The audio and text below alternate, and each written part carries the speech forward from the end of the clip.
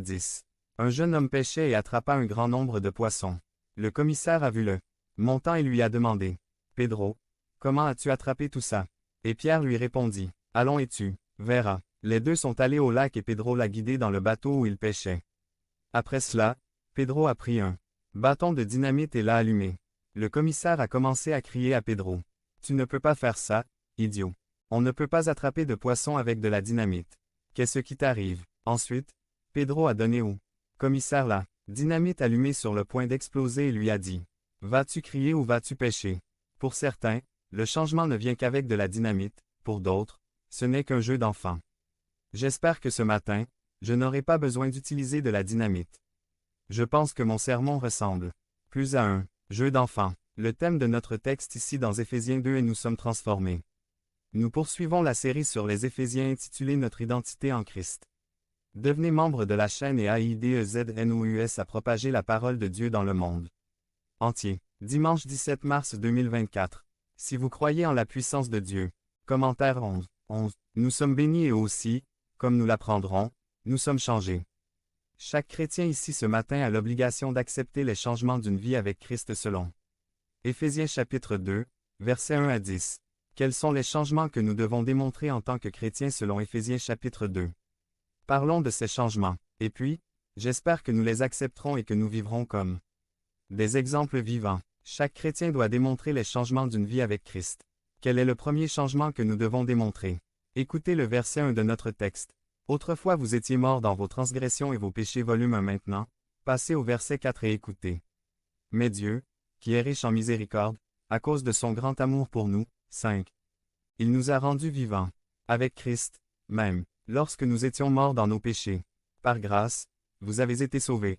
Versus 4 à 5. Le premier changement est 1. Nous étions morts, maintenant nous sommes vivants versus 1. 4 à 5.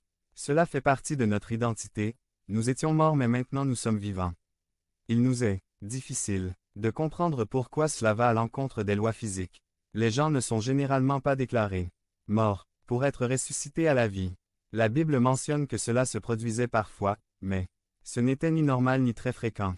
1. La prière d'Élie a guéri le fils de la veuve dans le premier livre des Rois, chapitre 18, verset 21.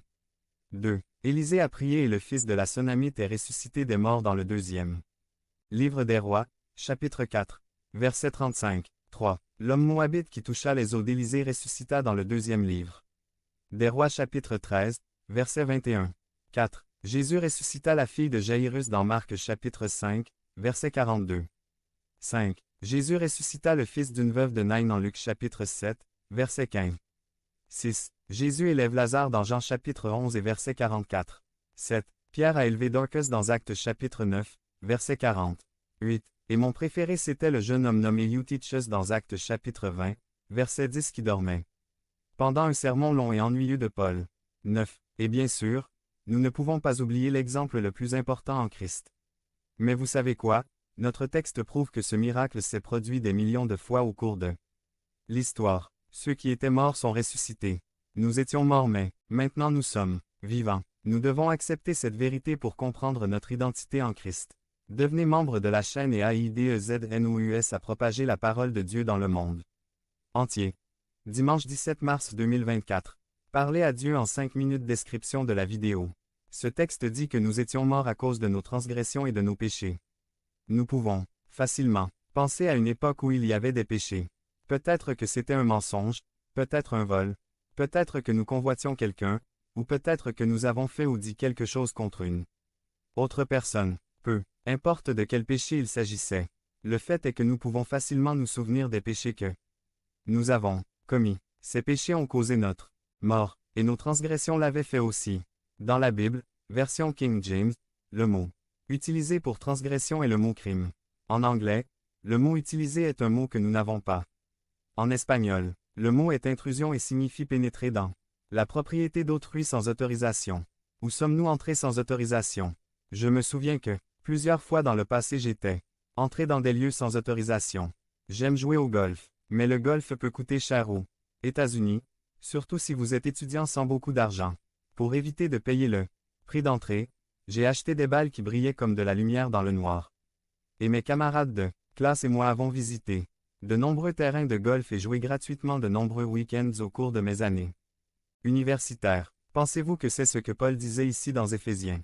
À cause de mes nuits de golf, j'étais mort. Ou pourrions-nous penser à un endroit dans lequel nous sommes tous entrés sans autorisation? Dans le jardin d'Éden, Dieu nous a dit que nous pouvions manger de tous les arbres du jardin, mais que nous ne devions pas manger de l'arbre de la connaissance du bien et du mal.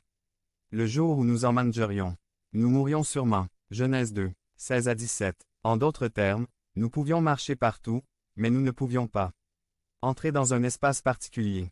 Et qu'est-ce qu'on a fait? Nous avons commis notre grande transgression. Lorsque nous sommes entrés dans l'espace, même si Adam et Ève ont fait cela, l'amende appartenait à tout le monde.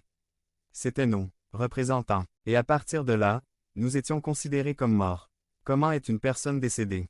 Ça a une odeur? Non. C'est en panne? Non. C'est pourri. Comment sont tes vêtements? Ils ont probablement été enterrés dans leurs beaux vêtements, mais après quelques jours dans le sol, je ne pense pas que tu vas porter leurs vêtements, c'est pourri aussi. Je sais que c'est un sujet désagréable, mais c'est ainsi que nous étions. Pécheurs. Sans le Christ, nous sentions mauvais, nous nous décomposions, nous étions pourris. Mais avec le Christ nous sommes vivants à cause de l'amour que Dieu a pour nous et à cause de sa miséricorde et de sa grâce, comme nous le dit notre passage. Mais Dieu, qui est riche en miséricorde, à cause de son grand amour pour nous, nous a rendus vivants. Avec Christ, même. Lorsque nous étions morts dans nos péchés. C'est par la grâce que vous avez été sauvés. V. 4 à 5. J'ai mentionné plus tôt qu'il est difficile de comprendre que nous étions morts et que maintenant nous sommes vivants. Je ne pense pas que la difficulté de comprendre soit que nous étions morts, mais de croire que nous sommes maintenant vivants. Il est facile de se souvenir des péchés que nous avons commis parce que nous nous en souvenons constamment.